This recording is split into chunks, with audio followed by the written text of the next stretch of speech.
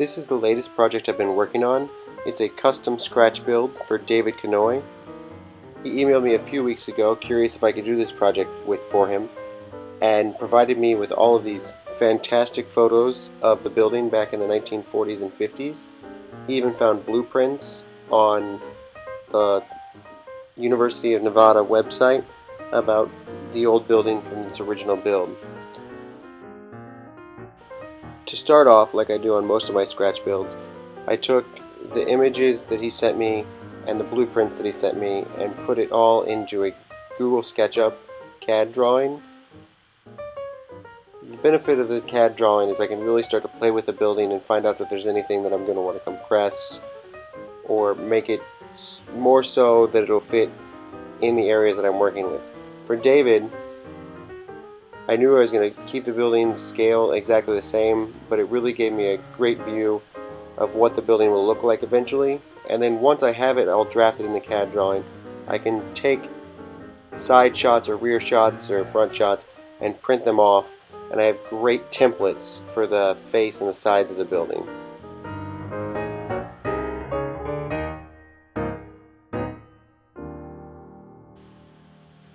I didn't do a lot of filming throughout this build about all the steps of the build, but I will try to walk you through high points as we look through some pictures.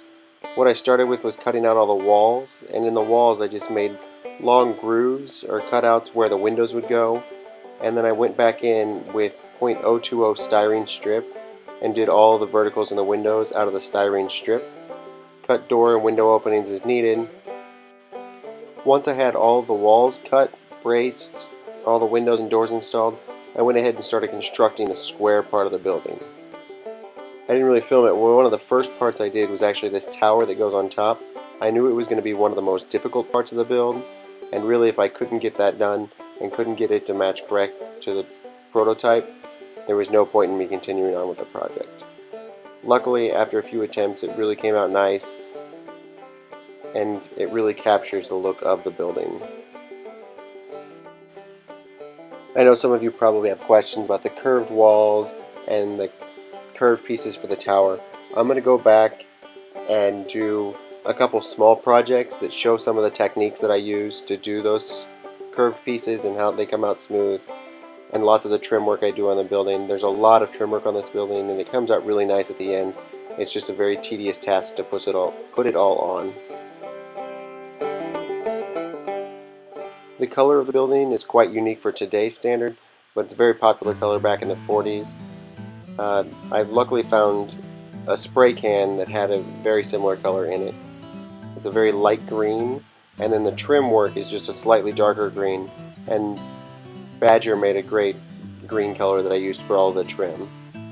Once I had all the trim and the building painted, I went back in and painted the roof black and grays, and went back in and painted the doors the brown colors that they are. They're wooden doors in the prototype, so I tried to stay true to that. Once the painting was done, my next step was to install all the window glass on the inside of the building. I just used clear plastic, cut it all to shape, and glued it on to make sure there was no glue covering any parts of the windows that were seen, and then cut the base out for the building, which represents the concrete all around. And it really was beneficial for the post, because what I did was drilled holes through the styrene that I used for the base, and that way I could slide the post up through the styrene and right into the ceiling, and it gives it more surface area for the glue to really grip, because it's a tight fit into the drill holes that I drilled in the base.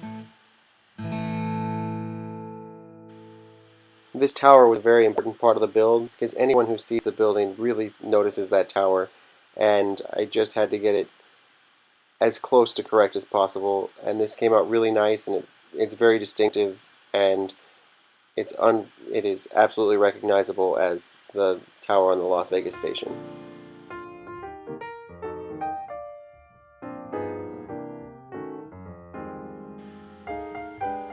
Here's a little video clip, kind of a 360 of the entire building. I'll just run it around here.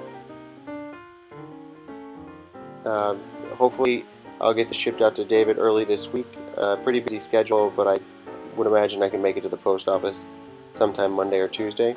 So David, this building is going to be coming your direction shortly.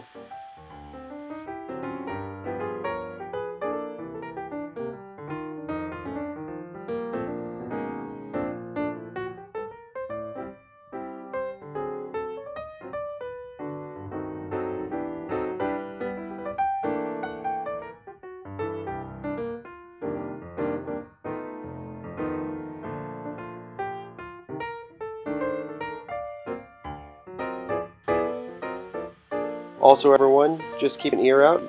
Model Mike and I are actually collaborating on a project, and we should have an announcement about that here in the near future, and we think it's something that you guys will really like.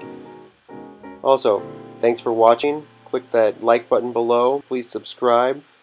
I'm coming up on 500 subscribers and hoping to do a giveaway around 500 mark. Once again, thanks for watching.